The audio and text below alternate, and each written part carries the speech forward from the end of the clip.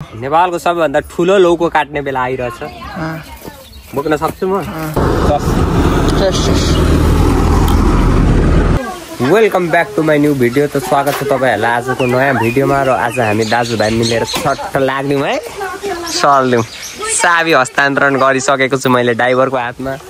So दाजुभाइ यस्तो कता हो हामी भोलिको दिन? हो गन्तव्य बिनाको मान्छे हो। अनि सबैजनालाई ह्याप्पी होली छ। यो भ्लग चाहिँ होलीको भोलिपल्ट हेर्नु हुँदैछ तपाईँ, त्यही पनि ह्याप्पी होली सबैलाई। लागौँ हो। भुटुन कति छ हौ? भुटुनले अलिकति डाँडा काट्छ कि क्या हो? 1 3 अब कुदाउँदाखेरि हो 0मा झर्छ र अलिक समय चाहिँ हौ स्टार्टै नहुने छ क्या भुटन त हो।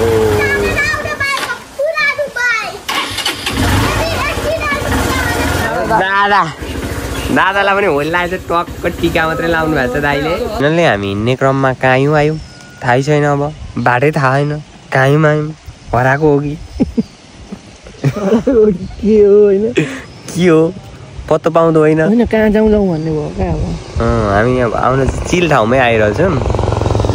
यतिको ठाउँ पनि हाम्रो लागि चिलै हो। चिया बगान छ, चिया बगान भइसकेपछि हामीलाई चिलै हो यतिको ठाउँ।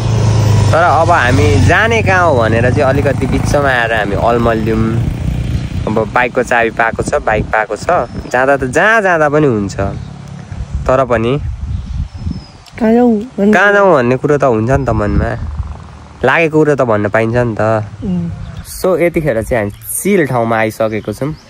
एकदम हरियाली ग्रिनेरी भएको ठाउँ, चिया बगान। यहाँनिर कत्रो चिया बगान छ क्या, आँखाले भ्याएसम्म भन्दा यता यो साइडमा चाहिँ आँखाले भ्याएसम्म नै छ। यो साइडमा चाहिँ ठ्याक्क देखिने सुन्छ यहाँदेखि सर चिया बगान चिया बगान चिया बगान चिया बगान चिया बगान चिया बगान साथी। त्यसपछि फेरि चिया बगान चिया बगान चिया बगान चिया बगान। त्यसपछि म अन्त कस्तो मुना पलाएर हरियो भएको छ। चिया पनि बबाल देखिन्छ, तर चियाको जस्तो बासा नै नआउने क्या, अलिक यस्तो माडेर सुन्दा आउँछ कि नआउने क्या।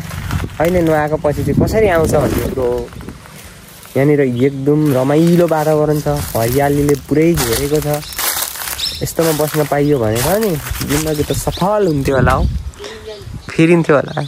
यस्तो यस्तो हरियोमा बसेर यसो अब भन्दा त भने जस्तो हुन्छ होला, त्यसैले म भन्दिनँ। हामी लाग्छौँ, तर कहाँ लाग्छौँ भन्दाखेरि त्यो पनि थाहा छैन। अब जाँदा चाहिँ म घर जाने भनेर निक्लेको भन्दा पनि यत्तिकै निक्लेर बिचमा प्लान बनाएर चाहिँ अब घर जाने भएको हो। अब हेरौँ के हुन्छ। हामी अब हिँड्दा हिँड्दै के हुन्छ बिचमा थाहै हुँदैन क्या, अनएक्सपेक्टेड हो। यो गर्छौँ भनेर हामी घरबाट निक्लेकै होइन, यो गरेर अब त्यहाँ गएर त्यसरी भ्लग बनाउने भनेर हामी निक्लेकै होइन। यत्तिकै ऱ्यान्डमली निक्ल्यो, जे हुन्छ बाटोमा त्यही सुट गर्दै हाल्ने हो। साथी चल्यौँ है त।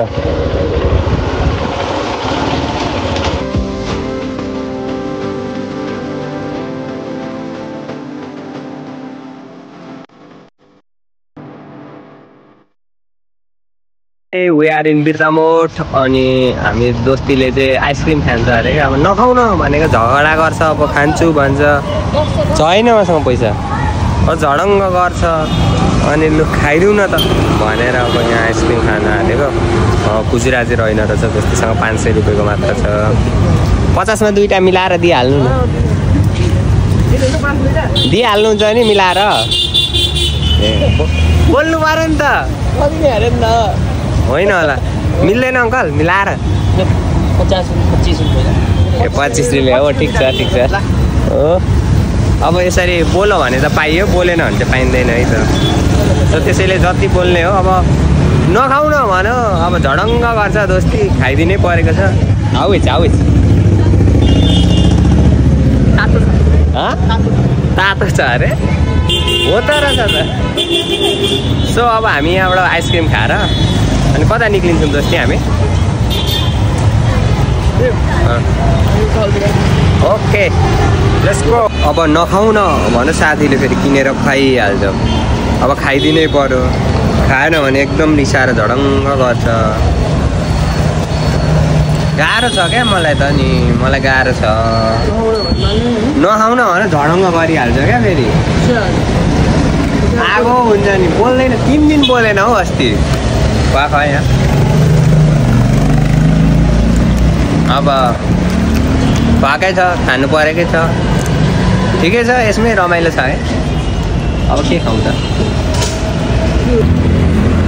सो फाइनली यतिखेर चाहिँ हामी बिर्तामोडबाट गारामुनिको तर्फ लागिसकेको छौँ ड्राइभर भगा गाडी यतिखेर चाहिँ हामी गारामुनिमा आइसकेको छौँ अनि तपाईँहरूलाई म एकपल्ट देखाउँछु ल म त सुरुमा देख्छ त टुहाँ परेको क्या यहाँ हेर्नु न कत्रो लौका छ क्या राम राम राम राम राम राम यहाँनिर एउटा अनि यहाँ ऊ त्यहाँनिर पनि रहेछ एउटा यहाँनिर छ नि तर त्यो चाहिँ पत्ताले छोपेर मजाले देखेन यहाँनिर चाहिँ कत्रो ठुलो क्या राम अनि यहाँनिर हाम्रो 2टा लक्ष्मी माताहरू हुनुहुन्छ यी चाहिँ नन्दी हाम्री रायो होइन हजुरआमा ल अस्ति भर्खर यत्रो पत्ता थियो अहिले हाम्रो हजुरआमा लौ लो bye bye direct bye bye नगर्नु भयो भने त्यो डाइरेक्ट बाइक गरिहाल्नु भएछ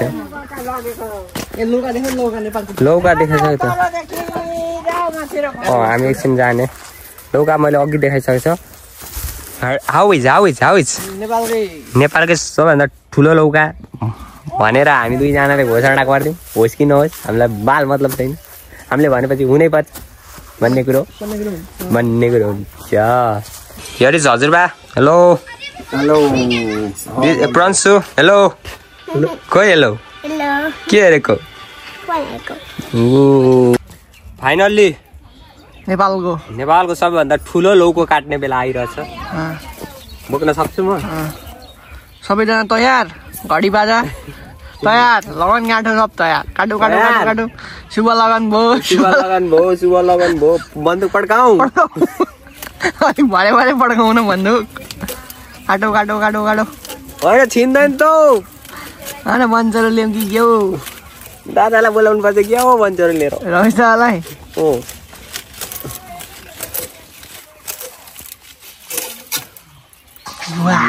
finally come here yeah you guys come here oh so one time this is my height barabar yeah around this is 10 to 12 kilo yeah आरामले दोस्तिर म चाहिँ अब घरतिर फर्किन लागेको ड्राइभर सबै लाउनुहोस् घुमाउनुहोस् गाडी पनि परिचय पाऊ हिमाल जस्तै रहेछ तिम्रो बिहानीको घाम कता हिँडेको बिजुली बालेर हाट भएर पट भएर यो त नाटकै धेर भयो कि ल हो छोड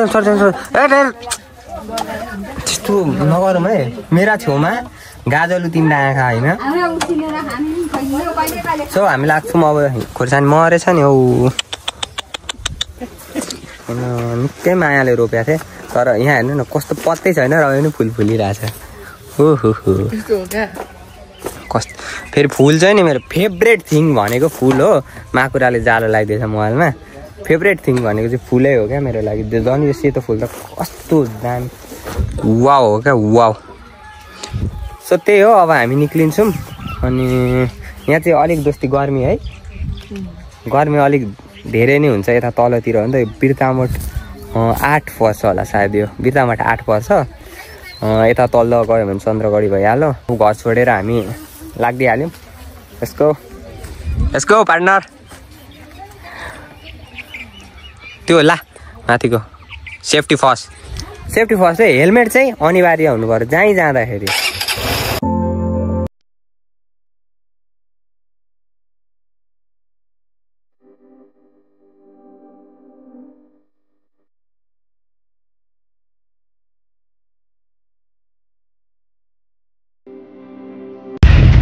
यो चाहिँ हाम्रो सिटी सेन्टर यस्तो बवाल क्राउड थियो नि पछाडि छिर्नै सकिएन हामीले छिर्नै आधी घन्टा लाग्यो सो हामीलाई त्यस्तो क्राउड मन पर्दैन, त्यसैले हामी निक्लिसकेको छौँ। त्यही हो, घर चल्दिने हो दोस्ती। म हेलो हेलो के छ दोस्ती? कति बेला लाग्यो हामीलाई निक्लिन? आधी घन्टा लागिहाल्यो नि। सो अब 4 रयाली हुँदै हामी सिधै घर निक्लिन्छौँ। सो फाइनली हामी बिर्तामोटबाट माथि लागेर चाहिँ यो ठाउँको नाम चाहिँ बुटाबारीदेखि अलिक ओरतिर आएर यसो दाजुहरू बसेर ओके ओके ओके यहाँ बुझाउन सजिलो हुन्छ। यो हाम्रो बालेन दाजुले यो जुन बालेन दाजुले हालिहाल्नु भएछ पोस्ट हो, त्यसको टी स्टेटको अगाडि ठ्याक्क छौँ हामी। अङ्कलले ठ्याक्क जुस बनाउनु हुँदैछ। दिस इज यही हो क्या गिरिबन्धु टी स्टेट। यहाँदेखि देखिएछ त्यो सानो छैन, यो त मैले केवल यहाँनिर मैले अलिकति देखाएको मात्र। यस्तो युथ छ नि।